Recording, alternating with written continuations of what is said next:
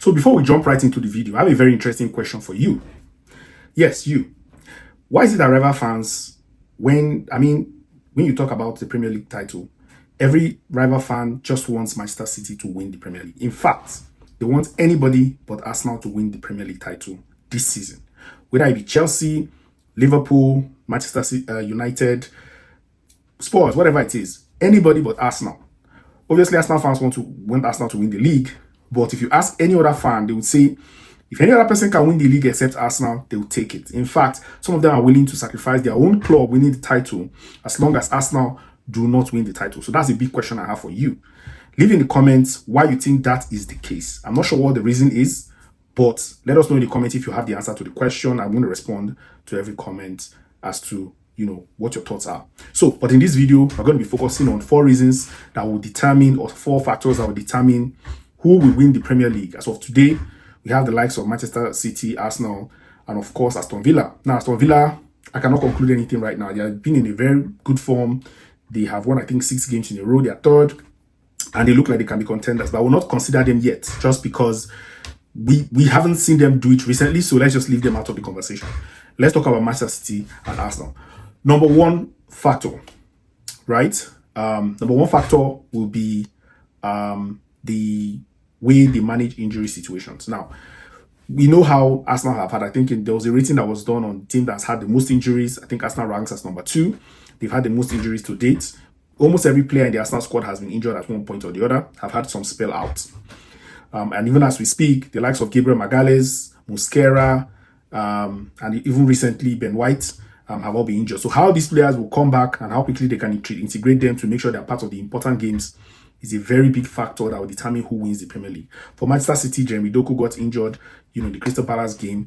And so how they manage their injury situation will be very critical. For Arsenal especially, because they've had the most injuries. For Manchester City, I also mentioned Erling Haaland. His ability to stay fit. He's been a very key part of Manchester City's current title charge. And when he doesn't play, it's very obvious. The defense is clear. So if they can keep him fit and manage their injury situations very well, then they will be very strong contenders. That's number 1 factor. Now, the second factor is how they manage head-to-head, performance against the big teams. Now, Arsenal have not really beaten a lot of the big teams in the first half of the season.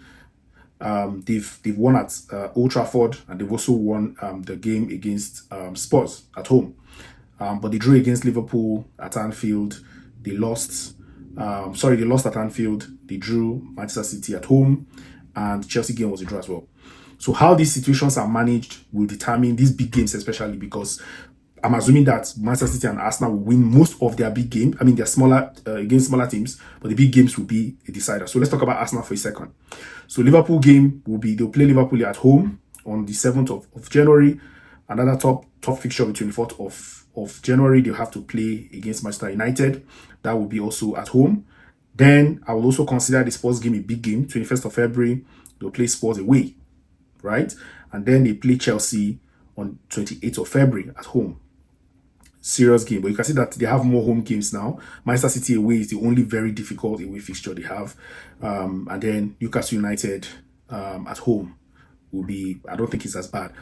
Now, let's talk about Manchester City. Manchester City have a couple of very difficult games against the top teams. The first one they will have to face is Chelsea at home. They'll play Chelsea at home on January the 3rd. They'll play Manchester United away on the 17th of January. And then they play Spurs away on 31st of January. They play Liverpool away on February 7th. They play Newcastle at home, February 21. They play Crystal Palace. Okay, Crystal Palace, I can excuse that. Chelsea away, again, April 11th. And Arsenal at home, April 18th. So you can see that Manchester City have more very difficult away games. And that's one of the factors that will determine who wins the Premier League come end of the season. Number 3 factor is how they manage their head-to-head. So 18th of April, Arsenal will be facing Manchester City at Manchester City's home. That's a very important game. Why? Because currently the gap between Arsenal and Manchester City is just 2 points. In a game like that, if we still at that same kind of situation at that point, the winner of that game will likely be, top of the league and could also go on to win the league. So that game is very crucial. Even though Manchester City have the advantage, they're playing at home, anything can happen. So that game, that head-to-head is very crucial. I would say Manchester City have the advantage, but again, you never know. before we get to 18th of April, a lot of things could have happened. One of the two teams could have run away with it, and that game will become very insignificant. Now, one more factor is the fourth one, goal difference, and of course, goals scored, right? We've had a season, I think 2020-21 season, the one that Man City won at the expense of Liverpool. I think, yeah, they won that season. They won that title on goal difference. Both teams had fantastic performance, 95 or so points, and Liverpool lost the title on goal difference to Manchester City. So right now, Manchester City have a better goal difference and goal scored than Arsenal, and that is where Arsenal needs to improve. So the game against, for example, the game in the weekend Arsenal played, a 2-1 against Wolves, was a game that Arsenal expected to score a number of goals to close that gap in goal difference, or goal scored at least, but they didn't do that, and it could come back to haunt them. You never know.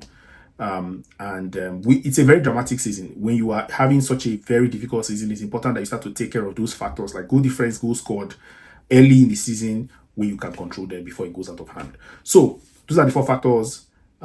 Leave a like in the video. Let me know your thoughts as well in the comments.